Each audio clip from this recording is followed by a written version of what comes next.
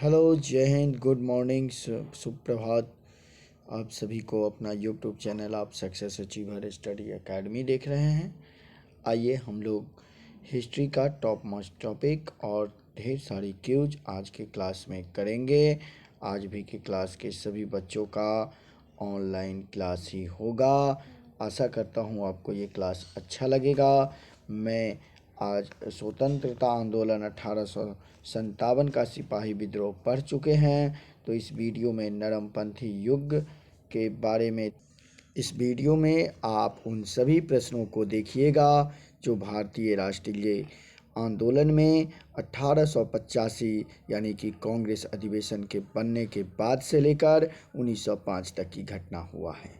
परंतु वीडियो में अंत तक रुकिएगा और एक एक टॉपिक अगर लिखते चलिएगा तो आपकी काफ़ी तैयारी हो जाएगी।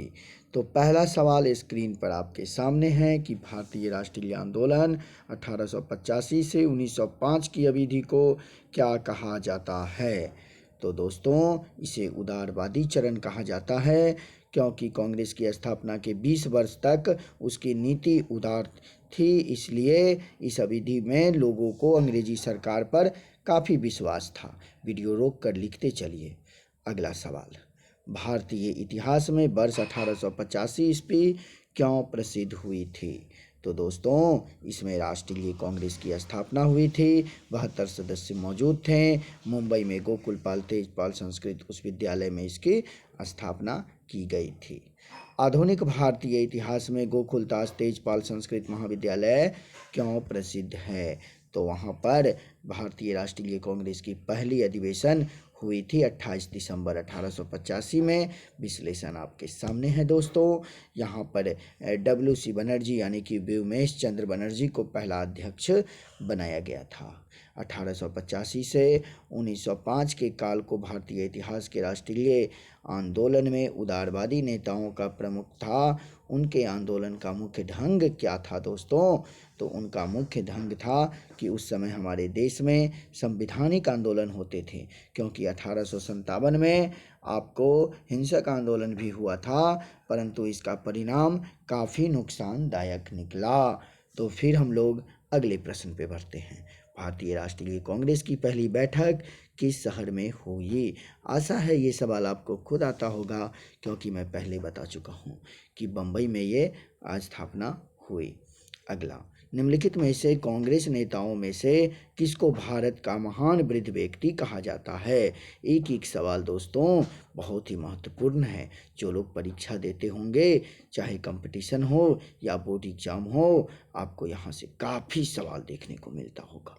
तो दोस्तों, हमारे सबसे बुजुर्ग ओल्ड मैन कहा जाता है दादा भाई नारोजी को। इन्होंने पहली बार यह बताया था कि भारत से धन जाता है, बदले में अंग्रेज के यहाँ से हमें कुछ भी नहीं आता है। और साथ ही इन्हें ग्रैंड मैन के साथ साथ पहली बार धन के निष्कासन के सिद्धांत देने वाला इकोनॉमिस्ट भी कहा जाता है। अगला सवाल, किस गवर्नर जनरल के कार्यकाल के दौरान भारतीय राष्ट्रीय कांग्रेस बनी थी दोस्तों। तो ये बनी थी लॉर्ड डफरिन के समय में दोस्तों। अगला सवाल, भारतीय विश्वविद्यालय अधिनियम 1904 किस व्यास राय के समय में आया था। तो यही लॉर्ड कर्जन के समय में 1904 में आया था, क्योंकि कर्जन ने सबसे पहले यहाँ की शिक्षा व्यवस्थाओं में अपना विश्वास जमाने के लिए भारतीय राजनीति को और उदारवादी बनाने के लिए विश्वविद्यालय एक्ट लाए, परंतु इससे उन्हें कोई लाभ नहीं हुआ। तो उन्हें अंत में 1905 में उन्होंने बंगाल का विभाजन भी कर दिया। भारतीय राष्ट्रीय सिविल सेवा में चुने जाने वाले पहले भारतीय का नाम क्या था। अब तो सत्येंद्र नाथ टैगोर थे, जो रविन्द्रनाथ टैगोर के बड़े भाई थे। इन्होंने ही 1864 में पहली बार सिविल सेवा में नियुक्त हुए थे। लेकिन इससे भी महत्वपूर्ण सवाल आपके लिए है कि लॉर्ड कॉर्नवालिस को भारतीय सिविल सेवा का जनक कहा जाता है। ये अगला सवाल और लास्ट सवाल, और लास्ट तक हम लोग आ गए। अगर वीडियो अच्छा लगा तो लाइक करके जाइएगा दोस्तों। अंतिम सवाल, इंडियन नेशनल कांग्रेस के संस्थापक कौन थे।